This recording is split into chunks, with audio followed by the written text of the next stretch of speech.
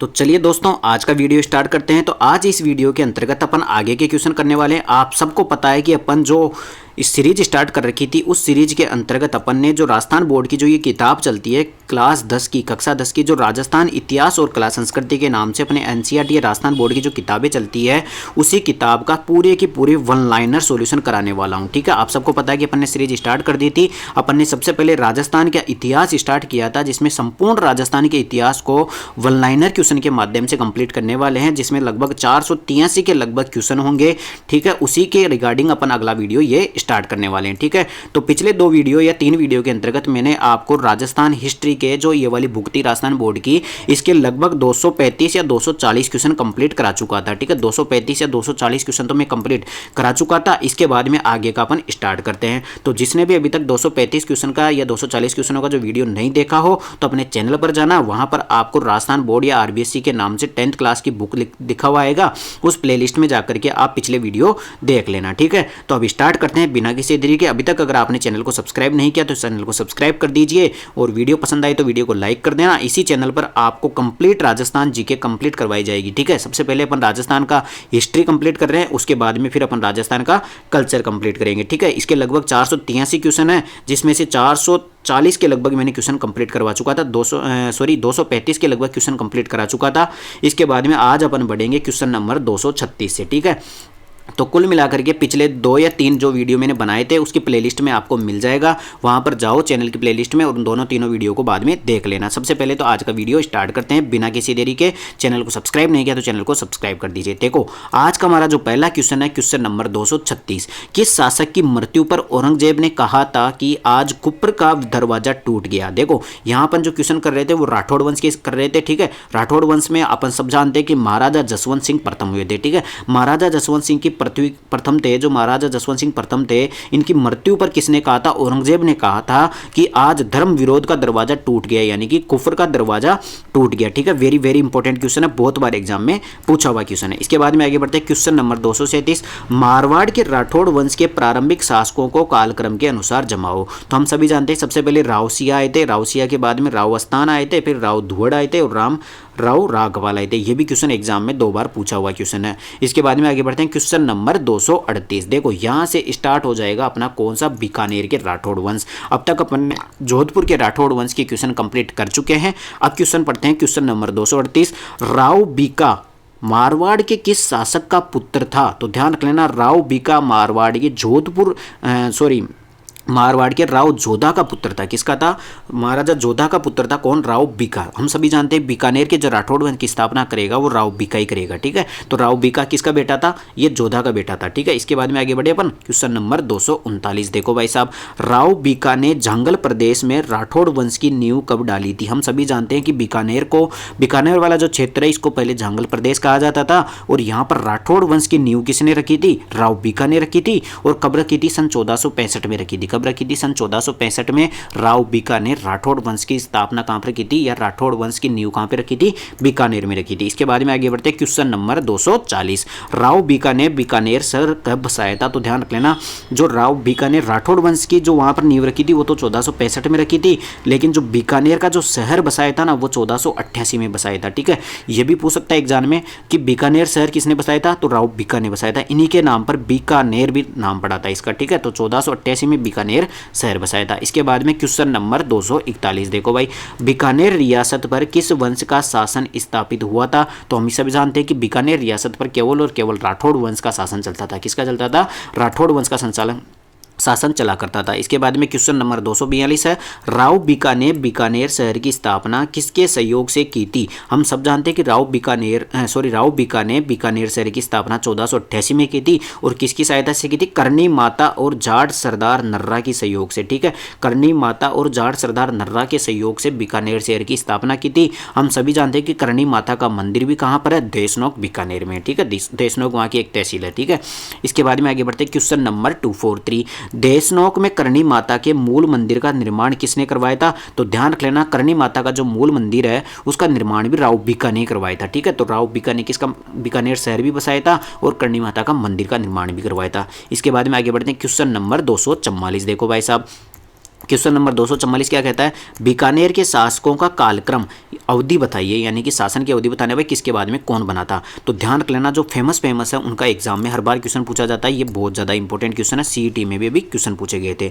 तो बीकानेर के शासकों का कालक्रम था, सबसे पहले राव बिका आया था, उसने बीकानेर शहर को बसाया, और इसके बाद में फिर लूणकरण आया था, लूणकरण के बाद में जेतसी आया था, जेतसी के बाद में कल्याणमल आया था। ठीक है, तो बीका, लूणकरण, जेतसी और कल्याणमल हो जाएगा। इसके बाद में आगे बढ़ते क्वेश्चन नंबर 245। देखो भाई साहब, किस बीकानेर शासक ने शाहजहां के दक्षिण अभियानों में महत्वपूर्ण भूमिका निभाई थी। देखो, जो शाहजहां हुआ था औरंगजेब के बाद में, उसके जो दक्षिण अभियान थे उनमें बीकानेर के किस शासक ने महत्वपूर्ण भूमिका निभाई थी, वो था कर्ण सिंह। ठीक है, कर्ण सिंह किसके समकालीन था, शाहजहां के समकालीन था, ये एग्जाम में पूछ सकता है। इसके बाद में आगे बढ़ते हैं क्वेश्चन नंबर 246। देखो भाई साहब, बीकानेर के कर्ण सिंह व नागौर के अमर सिंह के बीच में किस गाँव की सीमा विवाद को लेकर मतीरे की राड़ हुई थी।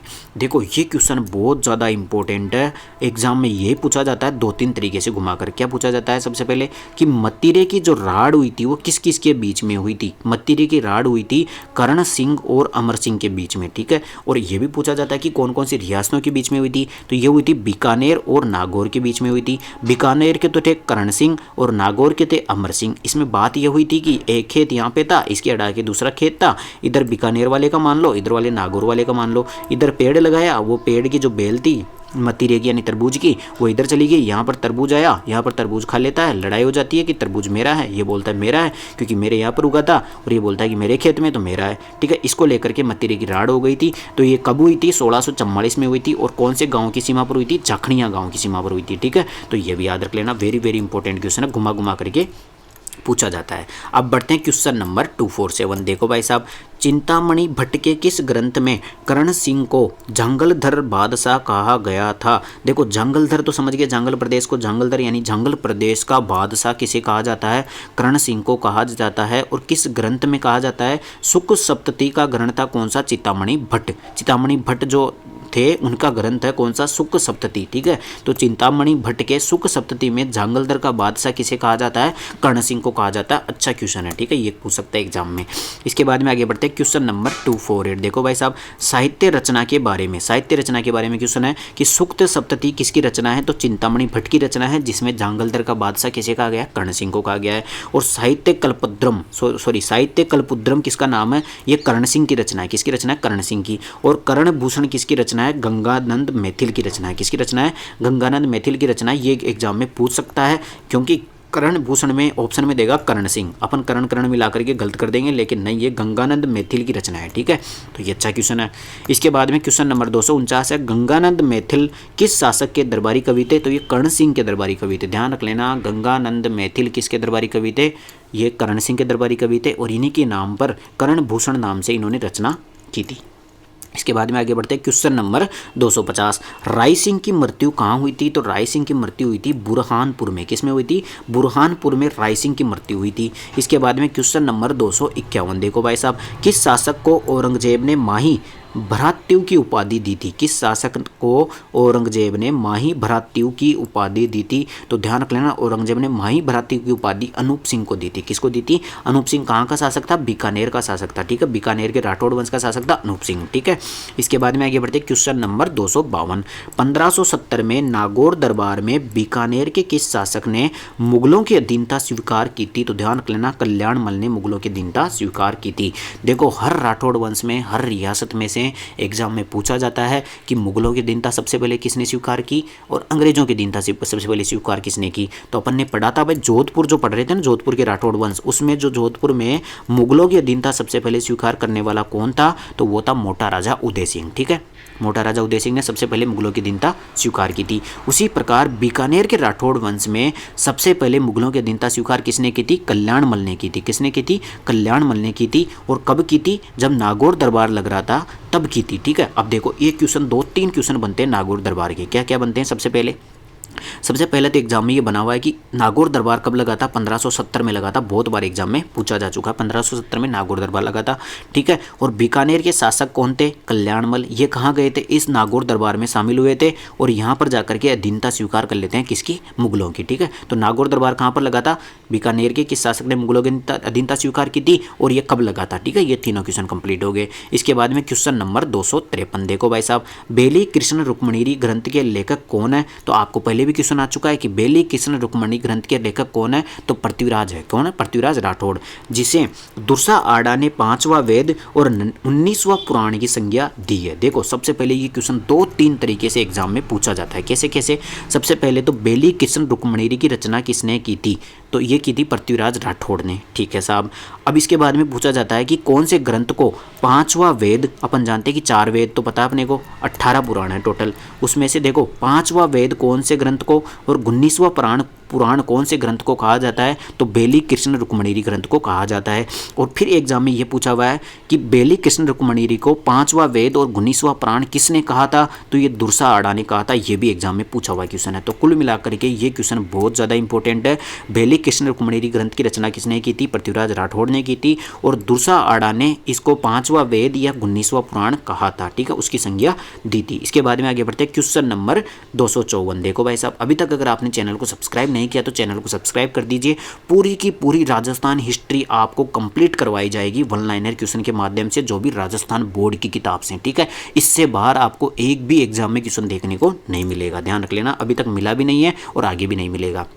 अब बढ़ते हैं क्वेश्चन नंबर 254 देखो भाई साहब, निम्न में से किसने अकबर के शासन के दौरान बलूच विद्रोह के दमन में महत्वपूर्ण भूमिका निभाई थी। देखो भाई साहब, अकबर का जब शासन चल रहा था तो बीकानेर का ऐसा कौन सा शासक था जिसने बलूच विद्रोह के दौरान महत्वपूर्ण भूमिका निभाई थी, तो वो था राय सिंह, ठीक है। राय सिंह ने अकबर के शासन के दौरान जो बलूच विद्रोह हुआ था उसमें महत्वपूर्ण भूमिका निभाई थी, ठीक है। इसके बाद में आगे बढ़ते हैं क्वेश्चन नंबर 255, 1574 में महाराजा धीराज की उपाधि धारण करने वाला कौन था बीकानेर का शासक, वो था राय सिंह। इसको किसकी उपाधि मिली थी, महाराजा धीराज की उपाधि मिली थी। किसकी मिली थी, महाराजा धीराज की उपाधि मिली थी। और इसके बाद में आगे बढ़ते हैं क्वेश्चन नंबर 256 देखो भाई साहब, बीकानेर के शासक राय सिंह के बारे में कुछ फैक्ट है जो कि एग्जाम के लिए बहुत ज्यादा इंपॉर्टेंट है। सबसे पहली बात, बीकानेर में जूनागढ़ का दुर्ग का निर्माण किसने करवाया था, बहुत बार एग्जाम में पूछा जा चुका है अभी तक। अभी लेटेस्ट भी सीईटी गया किसी पेपर में पूछा था कि बीकानेर का जो जूनागढ़ का किला है, जूनागढ़ का किला कहाँ पर है, बीकानेर में है, इसका निर्माण किसने करवाया था, तो इसका निर्माण करवाया था राय सिंह ने, ठीक है। 2 क्वेश्चन बनते हैं यहाँ से, जूनागढ़ का किला कहाँ पर है, बीकानेर में है, और इसका निर्माण किसने करवाया था, राय सिंह ने करवाया था। किसने करवाया था, राय सिंह ने करवाया था। इसके बाद में आगे बढ़ते हैं, जूनागढ़ के दरवाजे पर जयमल फत्ता की पाषाण मूर्तियां लगवाई गई। ये भी एग्जाम में बहुत ज़्यादा कल्चर में पूछा हुआ क्वेश्चन है कि जयमल और जो फत्ता थे वो सेनापति थे, ठीक है, किसके, उदय सिंह के, महाराणा उदय सिंह के, ठीक है। तो जयमल और फत्ता की जो मूर्तियां थी, पत्थर की जो मूर्तियां थी, वह कौन से किले पर लगवाई गई थी, तो वो जूनागढ़ के किले पर लगवाई गई थी। सबसे पहले तो ये आगरा के किले पर लगवाई गई थी, लेकिन वहां से जयपुर के मान सिंह कहां पर लेकर के आ गए थे, जूनागढ़ के किले पर ला करके लगाई गई थी, ठीक है। एग्जाम में बहुत बार एग्जाम में पूछा हुआ क्वेश्चन है।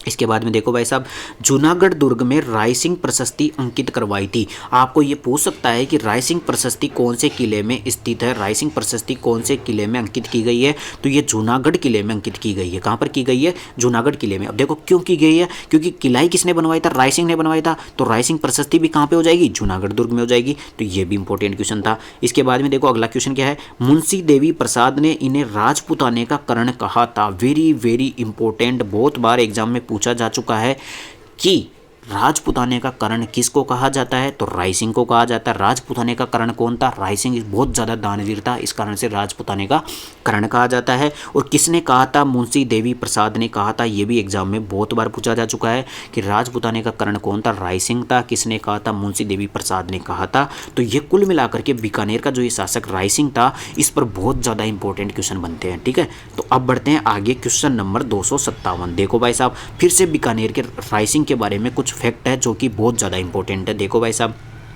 बीकानेर शासक राय सिंह के बारे में, रायसिंह को मुगल दरबार का स्तंभ कहा जाता है। क्या कहा जाता है? मुगल दरबार का स्तंभ। देखो मुगल को अधीनता स्वीकार किसने की थी? कल्याणमल ने कर ली थी, लेकिन जो मुगल दरबार था ना पूरा का पूरा, उसका स्तंभ कहा जाता है किसको? रायसिंह को। अकेले रायसिंह को मुगल दरबार का स्तंभ कहा जाता है, पूरे मुगल दरबार का। ठीक है, इसके बाद में रायसिंह अकबर का दूसरा व जहांगीर का प्रथम विश्वास पात्र शासक था। ध्यान रख लेना, अकबर का दूसरा, अकबर का यानी कि अकबर आप मुगल बादशाह जानते हो और एक जहांगीर भी जानते हो। अकबर का बेटा कौन था? जहांगीर था। तो ध्यान रख लेना, अकबर का दूसरा सबसे बड़ा विश्वास पात्र यही था और जहांगीर का सबसे बड़ा विश्वास पात्र कौन था? रायसिंह था। ठीक है, जहांगीर तो सब कुछ इसको ही मानता था और अकबर का दूसरा सबसे बड़ा विश्वास पात्र भी कौन था? रायसिंह था। और रायसिंह ने रायसिंह महोत्सव ग्रंथ लिखा था। ठीक है, ये तो नाम से पता चल जाएगा। रायसिंह के काल में बीकानेर चित्रकला की शुरुआत हुई थी। ये भी एग्जाम में पूछा हुआ क्वेश्चन है कि बीकानेर चित्रकला की शुरुआत को किसके शासनकाल में हुई थी? तो ये रायसिंह के शासनकाल में हुई थी। बहुत ज़्यादा इंपॉर्टेंट क्वेश्चन है। ऐसे के ऐसे क्वेश्चन सेम टू सेम उठ के एग्जाम में पूछे जाते हैं। ठीक है, तो ये राजस्थान बोर्ड की किताब बहुत ज़्यादा खतरनाक बुक है भाई साहब, एग्जाम में क्वेश्चन इससे बाहर जाता ही नहीं है। ठीक है, अब पढ़ते हैं क्वेश्चन नंबर 258। देखो भाई साहब, बीकानेर शासक लूणकरण नारनौल के नवाब अबीमीरा से लड़ता हुआ 1526 में किस युद्ध में मारा गया था? तो ध्यान रख लेना, बीकानेर का जो शासक था वो लूणकरण किस युद्ध में मारा गया था? धौसी युद्ध में मारा गया था। और किसके खिलाफ था? ये नारनौल के नवाब अबीमीरा के खिलाफ, अबीमीरा के खिलाफ मारा गया था। ठीक है, ये क्वेश्चन नया सा है लेकिन एग्जाम में पूछा जा सकता है। इसके बाद में आगे बढ़ते हैं क्वेश्चन नंबर 259। किस ग्रंथ में राव लूणकरण को कलयुग का कर्ण कहा जाता है? अपने को पता है कि राजपूताने का कर्ण किसको कहा जाता है? रायसिंह को कहा जाता है। किसने कहा था? मुंशी देवी प्रसाद ने कहा था। और कलयुग का कर्ण किसको कहा जाता है? लूणकरण को कहा जाता है। कलयुग का कर्ण किसको कहा जाता है? लूणकरण को कहा जाता है। किसने कहा था? कौन से ग्रंथ में कहा गया है? तो जेतसिरो छंद में कहा गया है। ठीक है, तो कुल मिलाकर के जेतसिरो जो छंद है इसके अंतर्गत कलयुग का कर्ण किसको कहा गया है? लूणकरण को कहा गया है। दोनों एग्जाम में पूछे हुए क्वेश्चन है कि जेतसिरे छंद में कहा गया है और किसको कहा गया है? लूणकरण को कहा गया है। ठीक है, दोनों एग्जाम में पूछे हुए हैं। इसके बाद में अगला क्वेश्चन आता है क्वेश्चन नंबर 260। अब पढ़ते हैं थोड़ा सा राव लूणकरण के बारे में जो कि इंपॉर्टेंट है। देखो साहब, सबसे पहले तो लूणकरण राव बीका का पुत्र था। देखो सबसे पहले अपने को पता है कि बीकानेर में राठौड़ वंश की स्थापना किसने की थी? बीका ने की थी। इसके बाद में इसका बेटा हुआ था लूणकरण। तो ये वैसे इंपॉर्टेंट है भाई, जस्ट दूसरा ही शासन था इसका। तो लूणकरण किसका बेटा था? राव बीका का पुत्र था। और 1505 से 1526 तक इसका शासन रहा था और इसकी मृत्यु 1526 में एक युद्ध हुआ था, धौसी का युद्ध, उसमें इसकी मृत्यु हो जाती है।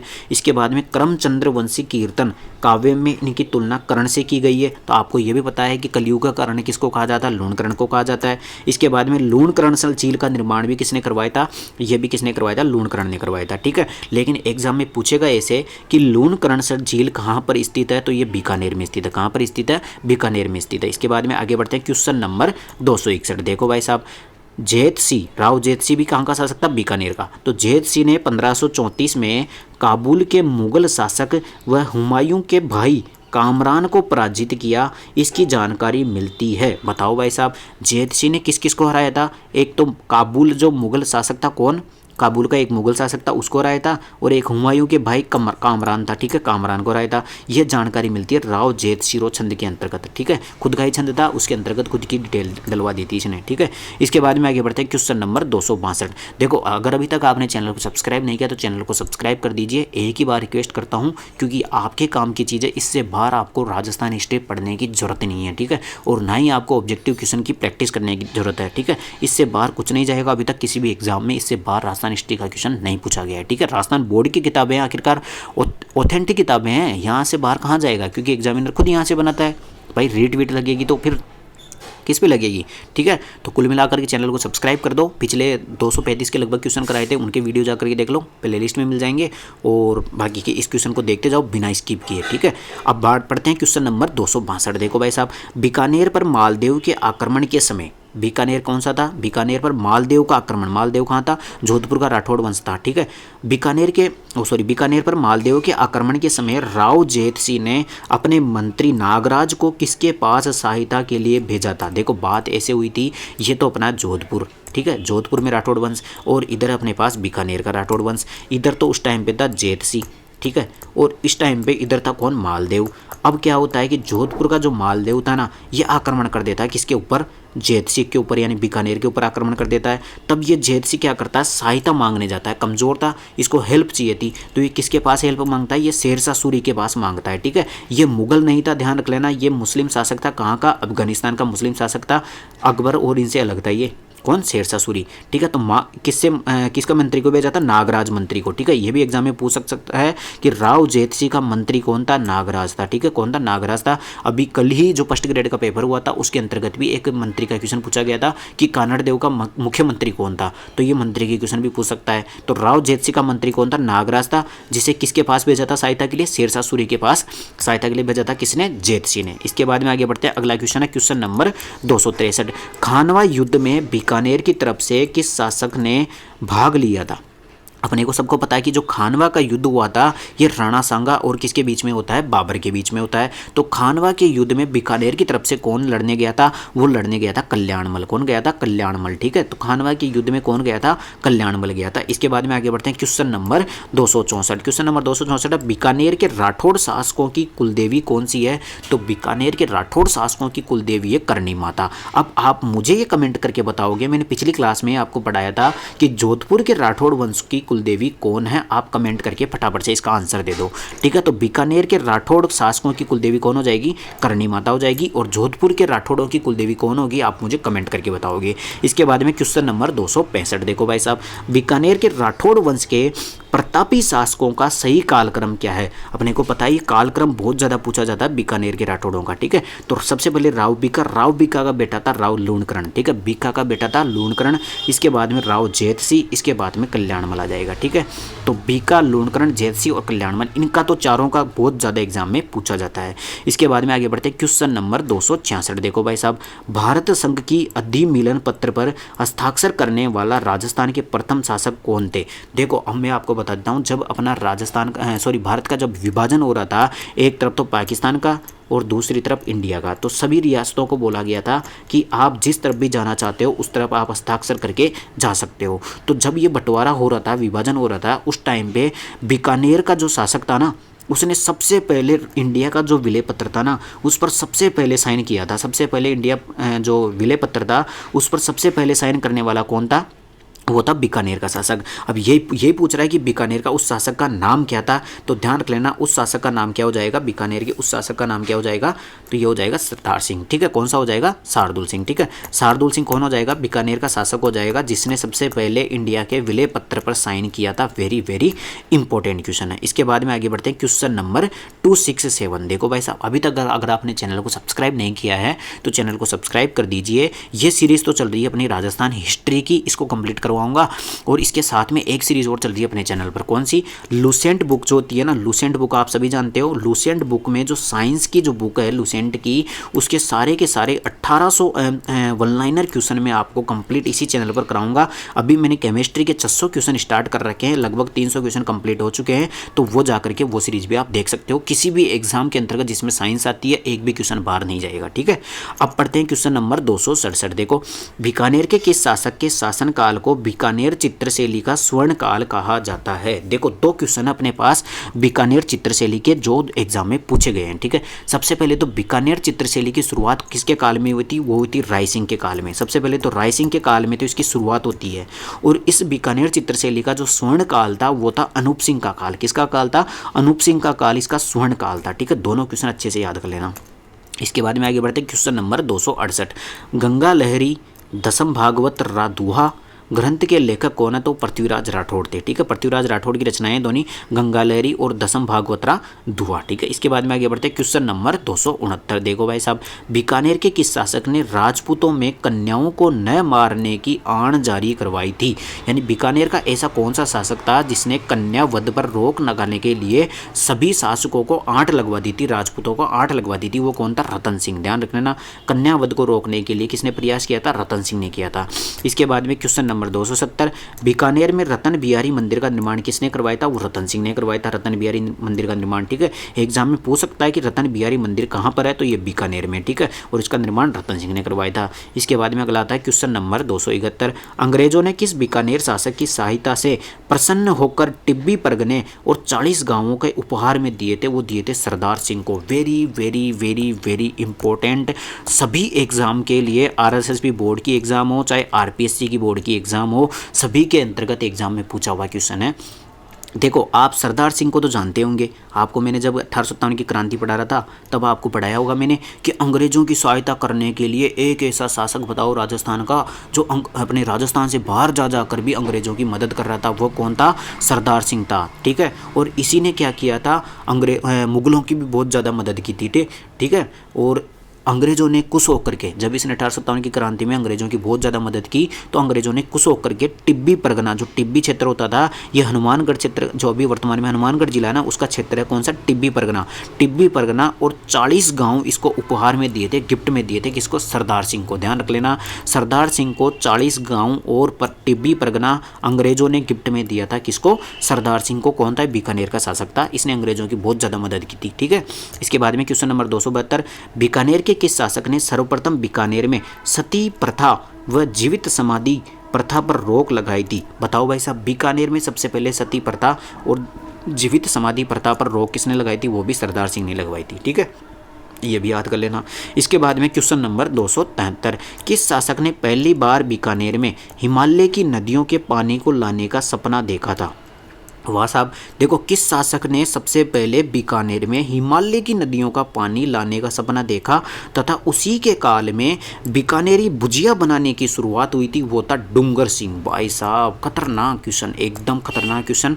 तो सबसे पहले तो बीकानेरी भुजिया बनाने की शुरुआत कहाँ से हुई थी? बीकानेरी भुजिया तो आप जानते हो नमकीन है, इसकी शुरुआत हुई थी डूंगर सिंह के काल में। किसके काल में हुई थी? डूंगर सिंह के काल में। और हिमालय की नदियों का पानी बीकानेर में लाने का सपना भी किसने देखा था? डूंगर सिंह ने देखा था। ठीक है, तो ये डूंगर सिंह बहुत ज़्यादा इंपॉर्टेंट है यार।